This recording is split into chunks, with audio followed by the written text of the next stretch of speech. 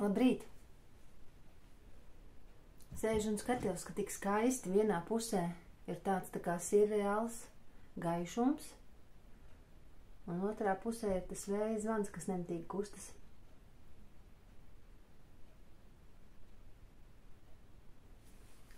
Dzeru kafiju. Otro. Parasti nedzeru otro. Bet domāju, varbūt man kaut kā domas tā labāk sakārtosies.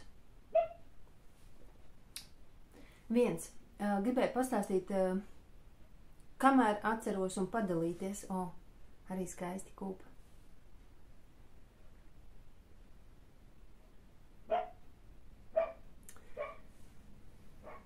Par to, kāpēc es dusmojos, par tiem dvēseles mocītājiem, ko es lasīju grāmatā. Nolūkšu te blakus. Tātad dusmu pamatā, tas ir tas, kā šajā Induļu Paiču grāmatā ir skaidrots, ka dusmu pamatā ir bailes. Un es tūlīt ieraudzīju to savu dusmošanos. Savā būtībā es esmu ļoti bailīgs cilvēks. Ļoti, ļoti bailīgs. Un tas arī sakņojas bērnībā. Tādos visādos notikumos. Un tad tagad es jūtu to, ka es ļoti bieži sadusmojos, jo es ļoti baidos. Un kas ir tieši saistībā ar manu lielo puiku, lielo dēlu, tad manī tās dusmas ļoti ātri sakāpa visādām lietām. Tamdēļ, kā man saslēdzas, es ieskatījos vienkārši, kas tas ir. Man saslēdzas, ka tā kā mani gaida pusauģu gadi, un nevis mani, bet precīzāk viņam būs pusauģu gadi, un tad tā situācija kļūs nekontrolējama. Piemēram, vakardien bija tāda situācija, ka viņš bez vaicāšanas aizgāja uz mežu kopā vēl ar citiem bērniem, 2, kuri arī nepajautāja saviem vecākiem atļauju. Mums te netāli ir mežs. Un tas man uzreiz tā kā sadusmina tajā brīdī.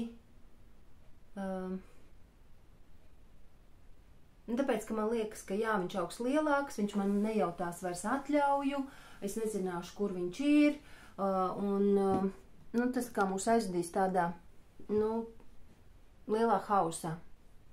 Ar to vēl ir jāpastrādā, bet patiesībā pirmais solis, kas man patīk, ka es ieraudzīju to, ka es dusmojos, tāpēc, ka es baidos zaudēt kontroli pār notiekošo un ka viss pārvērtīsies hausā. Jā. Tā ir vērtīga atziņa. Tagad lasu arī to grāmatu par Ādama atgriešanos, ko es teicu Ričards Rors, un tā ir par vīriešu iniciāciju, un es biju tā kā neizpratnē, kā es kādreiz varēju apgalvot, ka man šī grāmata ir viena no mīļākajām. Man vispār, tagad es arī saprotu, kādas mīļākās grāmatas 40 gados. Mīļākās filmas, mīļākās garšvielas, man liekas, ka viss ir tā kā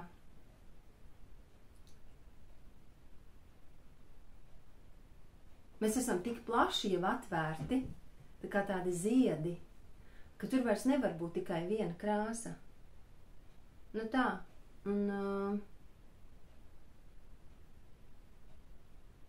Tamdēļ tā ir vienkārši droši vien kaut kādā mērā būtiska grāmata, jo es tādu saprotu, tā Ādama atgriešanās, tas nav tikai par vīriešiem. Tur patiesībā, kas man vēl patika, ka autors, kurš to pauž, ir garīgais meistars, tātad vīrietis, kurš arī tātad ir vīrietis, ir domājošs. Ievadu ir uzrakstījis Juris Rubens, kas arī, man šķiet, ir vīrietis, ir domājošs. Un vispār tajā manā, tādā, ja mēs būvējam zemeslodi, es nezinu, sievietes varbūt man nomētās tūlīt ar akmeņiem un tomātiem, bet tas ir tikai manā pasaulē. Mana izjūta ir tāda, ka vīrietis ir tas gross, vīrieši ir tas gros, tas pamata stieples. Un tad sievietes ir tās, kas spin apkārt. Bet tamdēļ pamatā apakšā ir jābūt tādiem stipriem vīriešiem. Un ne jau kā lāčplēses tādiem pumpura. Nē. Tādiem daudz dziļākiem, daudzslāņainiem. Nu, tas, protams, tas veidojas kopā ar sievieti, ja? Sievieti un vīrietis, kā viens otru ietekmē. Bet es tādu saprotu vienkārši, kāpēc man arī patīk šī grāmata. Tāpēc, ka tā kā veidos vīrišķo pasauli vēl pilnīgāku, nu, palīdz veidot, ja teiksim tā, vīriešiem kā palīgi instruments. Un arī sievietes labāk izprot vīriešus. Ļoti, ļoti vērtīgi. Man liekas ļoti vērtīgi. Un arī manī pašā droši vien ir tā vīrišķā daļa, kas ļoti labi nolasa šo informāciju. Jā, es pieliku tā kā uzsavu. Nu tā, tas atkal tāds. Gribēju parādīt zīmējumu. Man ir jāpērk jaunas lapas.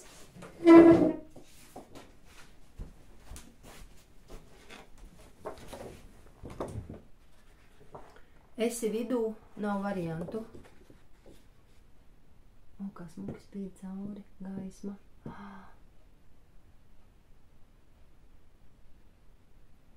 Vai cik skaisti. Oj. Jā. Tiešām tā gaismā rādīt. Tad vēl, tad es gribēju drusku ātri izstāstīt par to, kā tad mēs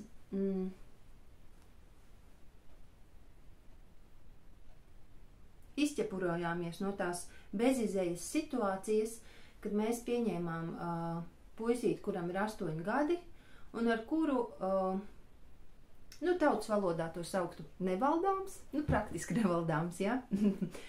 Tādā civilizētā valodā, jo mans vīrs saka, kāds nevaldāms, tas tāds neglīts vārds. Tas ir tāds pagrābts no tādiem primitīviem avotiem, bet ja mēs gribam tā civilizēti un kulturāli izteikties, tad tas būs, mums bija ļoti grūti atrast ar viņu sadarbības punktus. Teiksim tā. Un tas, man liekas, ir ļoti trāpīgi. Bet kā tad mēs aizkuģojām tik tālu, ka mēs tomēr turpinām visi būt kopā un esam viena ģimene. Un neskatoties uz tām grūtībām, kas mūs tā kā turpina arī piemeklēt, ja? Kaut kādā mērā. Tā jau vienmēr visās ģimenēs, ja? Es teikšu tā, ka bija pagājis gads un pusīte. Un bija ļoti traki grūti. Nāca arī visādas sūdzības no skolas, un mēs paši netikām galā, un kaut kādā mērā tas ir sarežģīts, es domāju, visiem vecākiem. Ja ar bērnu pats netiec galā, neizproti viņu, plus vēl nāk arī visādas sūdzības no skolas, tā kā palīdziet mums tikt ar viņu galā, bet mēs paši netiekam galā, ja? Jā, tas arī bija grūti. Un tad, kad jau bija tāds galējais punkts, ka mēs jau bijām sasnieguši spaiņa dibenu, ka mēs nesaprotam, kā atrisināt šo situāciju, un mums rociņas pa īsām, teiksim tā. Paskatieties, kādus vārdus izvēlējos. Rociņas pa īsām.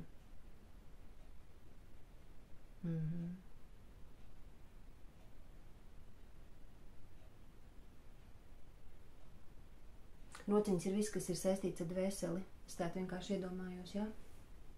Tas sanāk, ka mums bija rociņas pa īsām, lai mēs viņu pieņemtu. Es tāds steidzos notikumiem pa priekšu, ja? Lai mēs viņu pieņemtu, beznosacījumā, lai mēs viņu patiesi krietni samīļotu un tā tālāk. Bet grūti, es jums tādu pateikšu piemēru.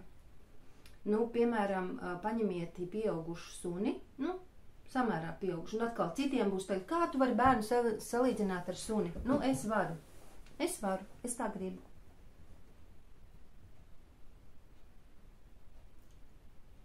Un tas suns, piemēram, sagrauž jūsu mīļākās grāmatas, kož jums rokās, ir neprognozējams, rūc uz jums, un tad, nu, iemīl to suni. Un tas ir tāpat, es vienkārši tagad jau redziet sevi aizstāvu, jo es sadzirdēju to teikumu. Man jau tāds sanāk, tā kā ieslēdzu kameru un uztaisu savu psihoterapiju. Nu, labi, tātad rociņas mums bija pa īsām. Jā, nu tā varētu būt. Bet attaisnojumam es varu sacīt, ka tā situācija bija ļoti sarežģīta.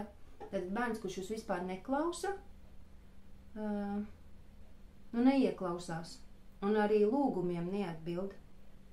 Un viņam bija metode tāda, ko viņš bija iemācījies savas dzīves gaitā.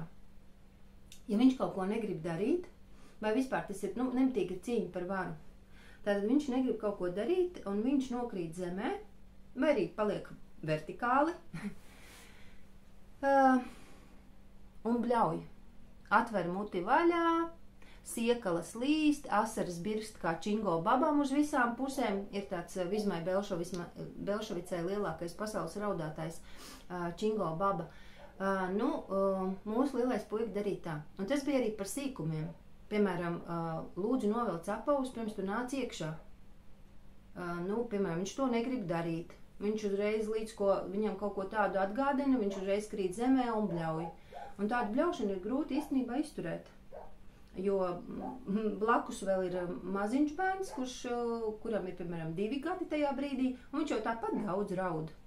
Piedamām viņam atkal tas bija tas viņa pārdzīvojums, ko viņš nevar vēl verbalizēt, un viņš tikai var izraudāt tās savas skumjas, kas viņam tur ir, ka viņš ir atdalīts no ģimenes, ko viņš uzskatīja par savu ģimeni, ja?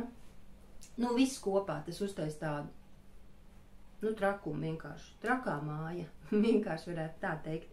Tad tajā trakajā mājā mēs izdzīvojām 1 gads un pusīte, un tad mēs vērsāmies bāriņtiesā. Ar to, ka mēs sakām, ka mēs to nevaram, viss, rokas nolaidušās un nezinām vispār ko darīt.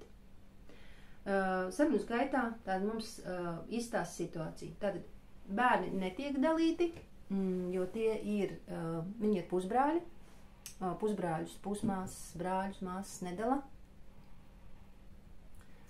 Tikai tādā gadījumā, ja viens, piemēram, kaut kā kaitē otram vai kaut kas tāds, ļoti kaitē tīši, un tas ir uzfilmēts un tā tālāk, ko tu var pierādīt, tur kāds kaut ko sit vai vēl visu ko citu dara. Viņš nedala. Ja mēs viņus atdodam, mēs zaudējam statusu, un tas nozīmē, ka mēs vairs nevaram pieņemt citus bērnus, nekādi. Un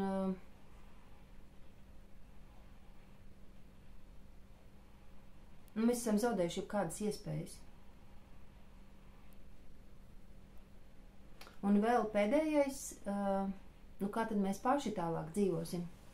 Mēs vienkārši arī to vēl domājam, kā mēs dzīvosim ar šo sajūtu, ka mums nesanāca. Vai mēs varēsim ar šo dzīvot? Tātad šīs 3 lietas. Un tātad patiesībā nostrādāja tā, kas bija mūsu iedzīšanas stūrī, ka variantu nav.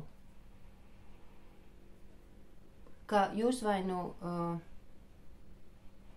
pieņemat esošo situāciju, kaut kā mēģināt tikt ar to galā. Vai viss beidzas. Tā kā 2 varianti.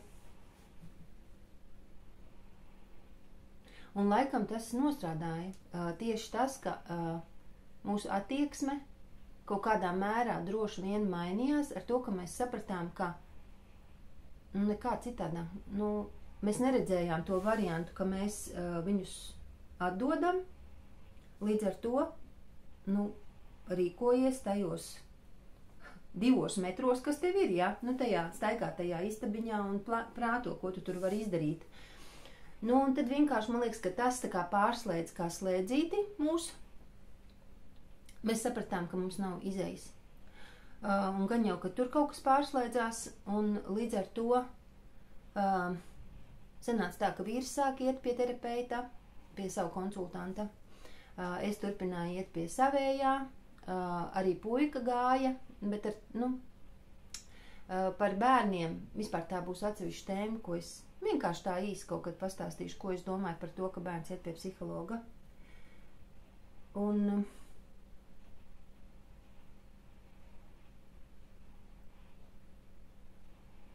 un kaut kā lēnām tā situācija kārtojās. Un ziniet, pats pēdējais, ko es vēl pateikšu šajā situācijā, jums iedzeršu kafiju.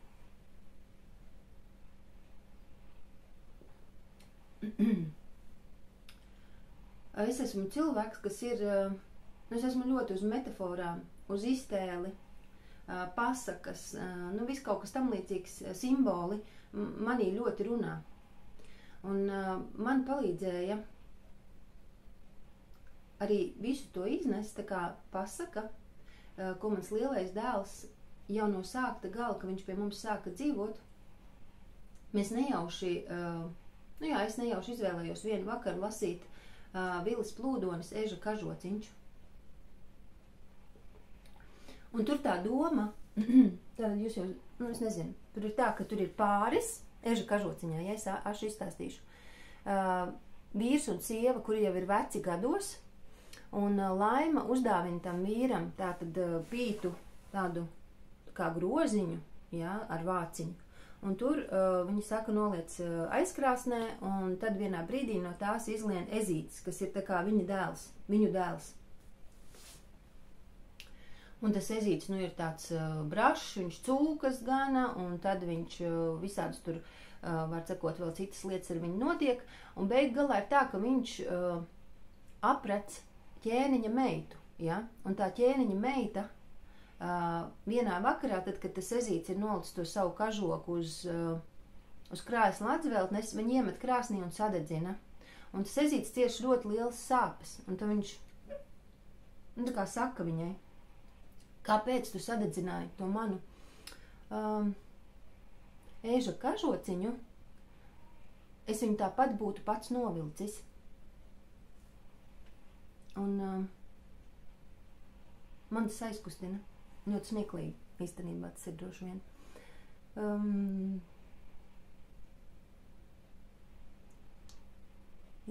Tas ir tāda doma, tā kā man likās arī par manu vecāko dēlu,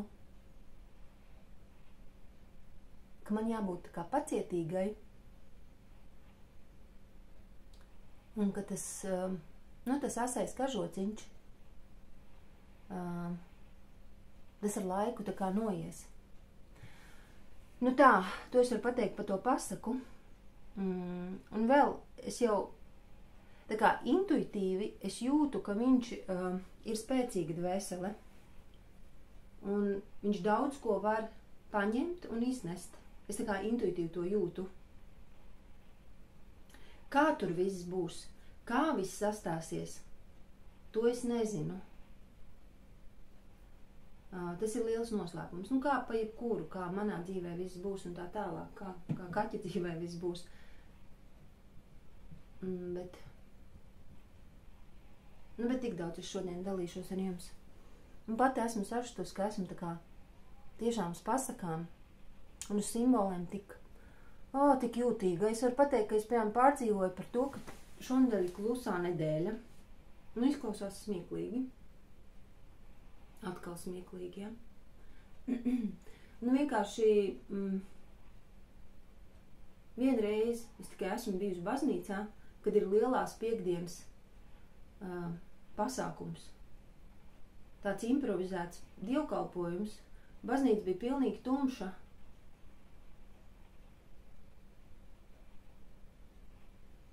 Koris dziedāja bez pavadījuma. Priekšā bija melns krusts. Un tas viss, es nezinu, tā atmosfēra un tas viss, kas tur bija, tas manī atstājis ir tādas, kā saka, tādas, es nezinu, tādas dziļas izjūtas, ka man ir kaut kā dziļi bail pat iet uz to lielo piekdienu, nu jā, kas kristiešiem ir Jēzus Kristus piesišana krustā. Un jā, tas iet uz to kluso sestdienu un pēc tam uz lieldienām. Bet, ziniet, jāsaprot jau arī, ka tā pieredze par to piesišanu krustā, tā jau ir arī katra mūsu pieredze. Tā mums būs katram jāiznes. Un tas mani tā kā aizkustina, sakustina. Nu, var cekot, esmu tāds dziļi emocionāls cilvēks. Tā man ir, jā. Tādās pārdomās. Nu, tā līdz citai reizei.